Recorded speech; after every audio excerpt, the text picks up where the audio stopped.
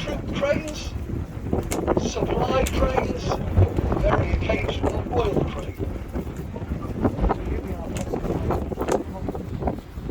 Now we're coming up to the aircraft carrier, the Queen Elizabeth.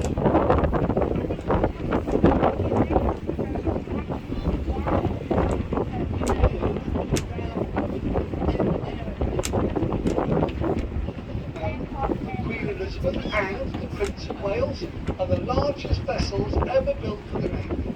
65,000 tonne. They were mostly built in Ross Ice.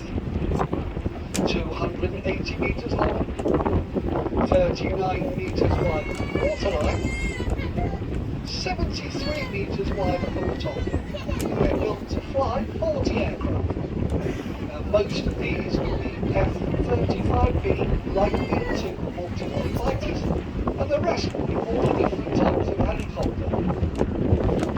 Crew complement, 670 people. They have purpose-built sleeping quarters, 250 Royal Marine Commander and their equipment.